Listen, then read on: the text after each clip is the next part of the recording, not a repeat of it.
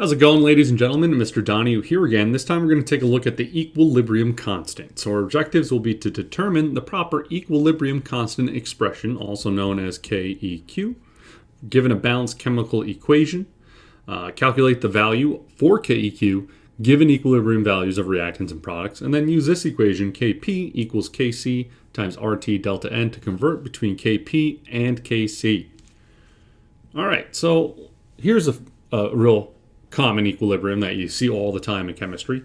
It's, you got N2 gas reacting with 3H2 gas in equilibrium with 2NH3 gas. So basically you can react an N2 with 3H2 making 2NH3, or you can start with 2NH3, which can break down to give you 3H2 and an N2.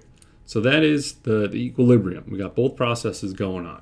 So an equilibrium can be achieved in a closed system when you start with each of the reactants. So one way to achieve equilibrium is like, hey, let's start with all our ingredients, start with all the reactants.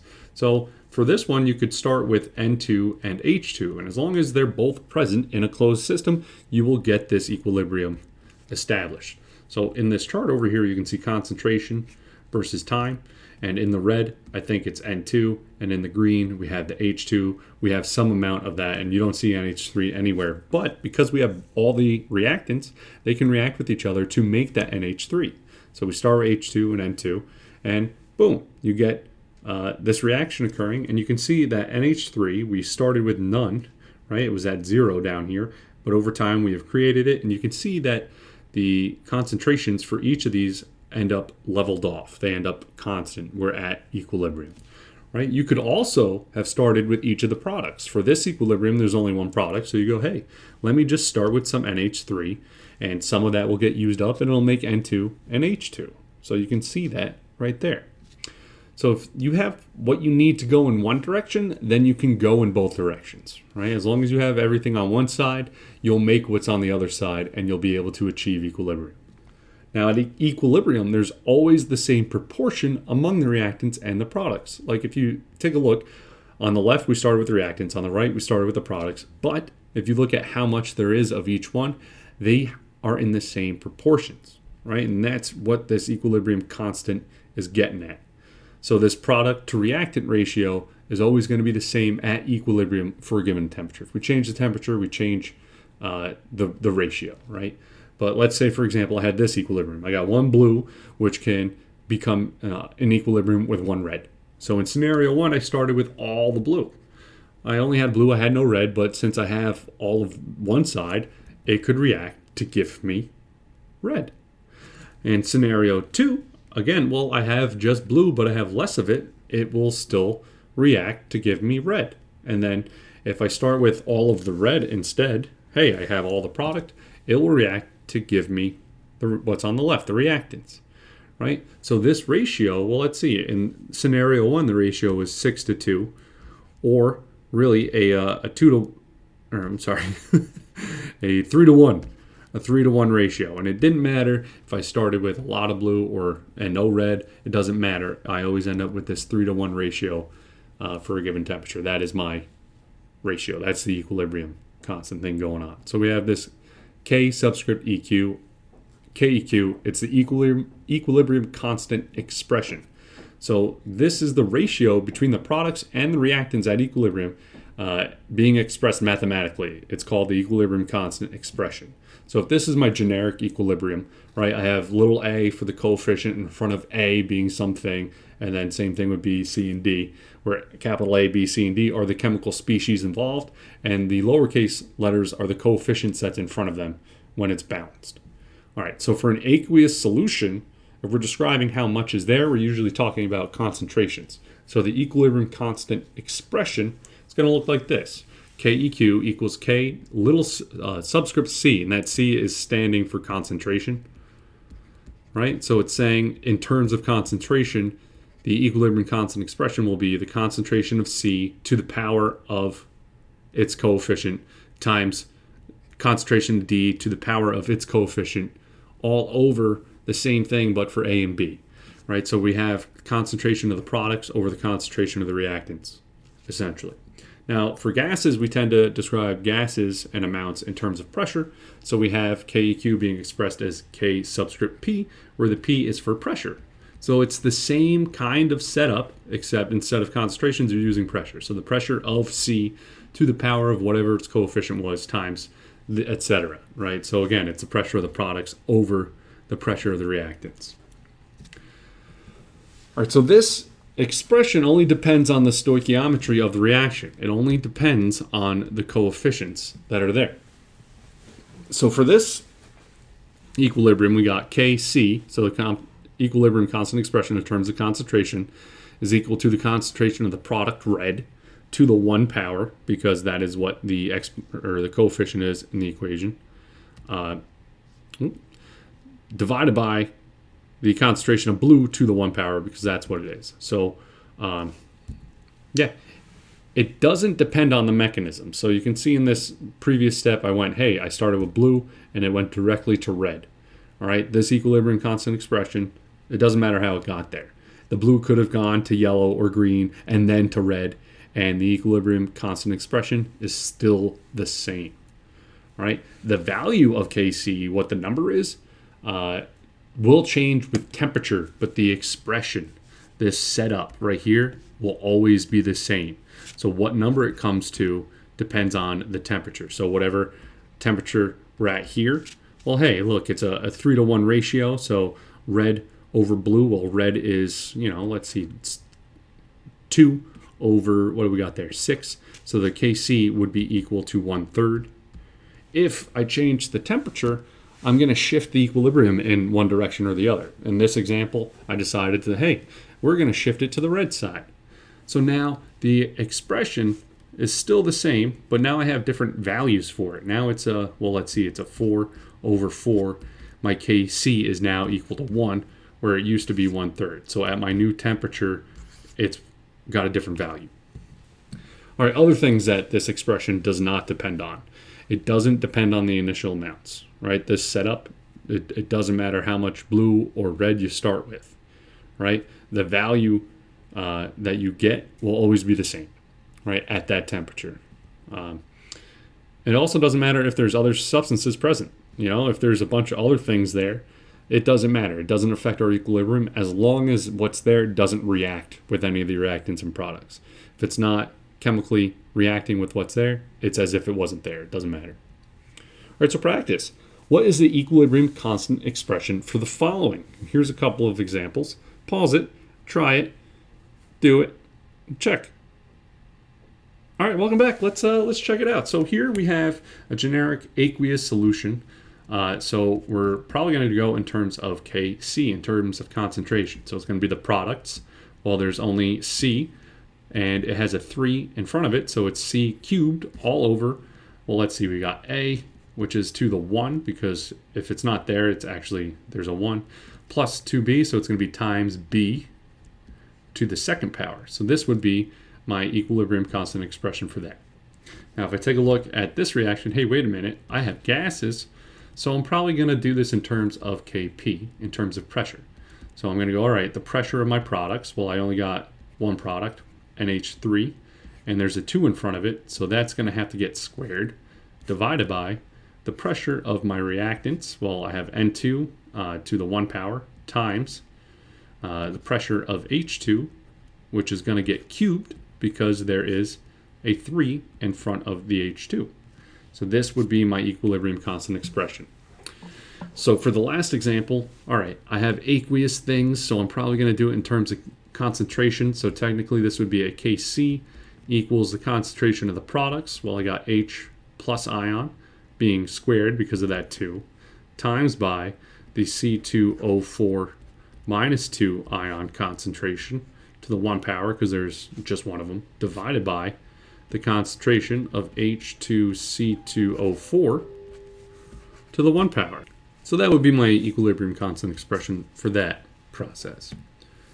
All right, numerical values. All right, so to get the equilibrium expression, we just look at the coefficients, right? We look at that balanced chemical equilibrium, and we look at the coefficients. The coefficients describe the ratio for the forward and reverse processes, but not how much of them will be there at equilibrium. So if I had this one, N2O4 in equilibrium with 2 NO2, it's telling me that it takes one N2O4 to make 2 of those NO2. And it takes 2 NO2 to make 1 of those N2O4. It is not telling me that it is a 1 to 2 ratio at equilibrium, right? It has nothing to do with if we're going to have a lot of N2 or a lot of N2O4 at equilibrium. And you can see that here, like in experiment 1, if you take a look at the equilibrium constant values, you can see it is not in a 1 to 2 at all. It's almost like a 1 to, I don't even know, 12 or something. So we know that that's not the case. So taking a look at this equilibrium again, first thing that you need to do is figure out what is the equilibrium constant expression, right? If we want to know the value for it, we have to first know what the expression is going to look like. And so for this, we go, all right, well, it's the pressure of the product, NO2, squared, because there's a 2 there, divided by the pressure of N2O4, the reactant, to the 1 because there's a 1 there. So now that is our expression. Now, if we want to know the value, we just plug in those pressures. Hey, I have this chart here. I have the equilibrium values for those things. Now I can just plug and chug. I can just plug it into there. So I'll go, hey, the pressure of NO2, well, let's see, NO2 is 0.526 atmospheres. I plug it in, it gets squared, divided by the pressure of N2O4, 0.0429 to the 1 power because there's a 1 there, and I get that number. So at this temperature, this is the value for my Kp, and this is the expression for my Kp. Okay, so try it out. I got, oh, here we go. Yeah, sorry, here we go. All right, so here's an equilibrium. I got 2HI in equilibrium with H2 and I2 gas. At a given temperature, it is determined that at equilibrium, the partial pressures are as follows. Pressure of HI is 0.202 atmospheres, H2, 0.0274 atmospheres, and I2, the same thing. What is the value for Kp? So the first step is, well, what is my expression for Kp? So I got to go, hey, it's going to be the pressure of my products, H2, which is balanced with just the 1, times the pressure of I2, again, just to the 1, because of the 1 coefficient, divided by the pressure of my reactants. Well, I have HI, and that is getting squared because of this 2 right there. So now, well, they told me all those values. I can just plug them in. All right, H2 is at 0.0274 times, oh, hey, look, it happens to be the same number for I2 divided by the pressure of PHI, which they told me is 0.202 atmospheres, but it gets squared. So now I pick up my handy dandy calculator, beep pop, boop, and I get 0.0184 as my answer. So that is the value for that equilibrium constant expression. All right, so what happened to the units, right? Mr. Donahue is usually pretty good about including units in all his work, but he hasn't in any of this. Long story short, KQ has no units because you drop them when you put it into the expression, right? So the 1 atmosphere is just 1. You just get rid of the units. Long story long, the values we put into KQ are actually compared to a reference value. So the reference pressure is 1 atmosphere. That's our like normal pressure, right? For concentration, it's 1 molar. And we're effectively just canceling out the units, right? So here's the equilibrium constant expression, P NO2 squared. Basically, what we do is we go, hey, it's not actually the pressure of NO2, it's the pressure of NO2 divided by our reference pressure. So when we plug in the numbers, it's effectively just canceling out the units, right? So 0.526 atmospheres divided by 1 atmospheres, you're just getting rid of atmospheres. They're just canceling each other out. So that's really why we can just think of it as we just drop the units, right? Don't bother showing any of that divided by 1 atmosphere in your work. It's not needed, all right? All right, so the takeaway, make sure your units are consistent, though, before you plug them into the KQ expression, and then forget them. You know, if you're going to use atmospheres, all your pressures should be in atmospheres. If you're going to use torr, all of your pressures should be in torr. Make sure they're in agreement. Your concentrations, we're just using molarity, all right? So I would say make sure they agree, but like really it's just going to be molarity that we're using, so make sure you got molarity. All right, so converting between Kp and Kc. So we know for gaseous equilibrium, you can either use pressure to describe how much gas there is, but you could also use concentration to describe it, right? There's a certain amount in a given volume, so you could use concentration as well, right? So here I have one system in equilibrium. I got N2O4 gas in equilibrium with 2NO2, and I've given you the pressures and the concentrations for each. So if we're using Kp, we go, all right, well, the Kp expression is going to be the pressure of NO2 squared, because there is that 2 in front of it, divided by the pressure of N2O4. So, all right, well, let me just plug in my pressures, boom, boom, boom, and I get 6.46 as my value for Kp. Now, if I use Kc, it's going to be a little bit different. All right, so Kc, it looks similar, but instead of pressures, I'm using molarity. And the molarities are different. So I plug in the molarities, and hey, wait a minute, I got a different value for Kc than I did Kp. All right, so these values, sometimes they might be the same, but very often they will not be the same. So we need a way to be able to convert between them, right? So long story short, this equation, right? Kp is the equilibrium constant expression in terms of pressure. Kc is the same thing, but in terms of molar concentration. R and T are the gas constant times the temperature, so that 0.08206 liters atmosphere mole Kelvin times Kelvin. And the delta N is the change in the number of moles of gas between the reactants and the products. So what I mean for that is, like, if you take a look at this one, hey, I have two HI gases, so I have two gases on the left, and I have one H2 gas and one I2 gas. So we got 2 moles of gas go into 2 moles of gas, so the change in that is 0. There's no change in how much gas there is left or right. But that's not true for this example. I got N2 plus 3H2, both of those are gases, so I really have 4 moles of gas on this side. And then on the right side, I have 2 NH3 gas. So I go from 4 to 2, that gives me a change in moles of gas of a minus 2. I go down 2. Math warning. I'm about to do the long story long, and it's a whole lot of math. So if you're comfortable with just going, oh, okay, I'll just use that equation, great. All right. If you're wondering, well, how did that happen? Where'd you get that from? This is for you. All right. All right. So long story long, we know we have this equilibrium, right? So for Kp in terms of pressure, it looks like this as a generic thing.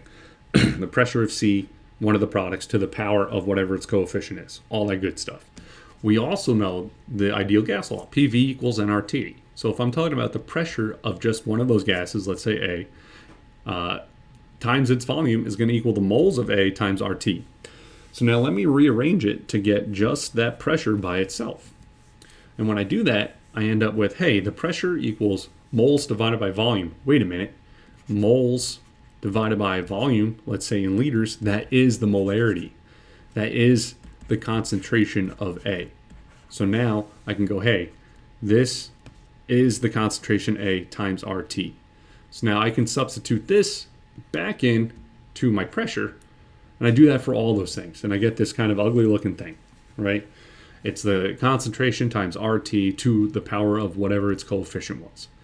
So let me do a little algebra. Let me split some stuff up. I don't like seeing RT a million times, so I'm going to separate that out from the rest of it.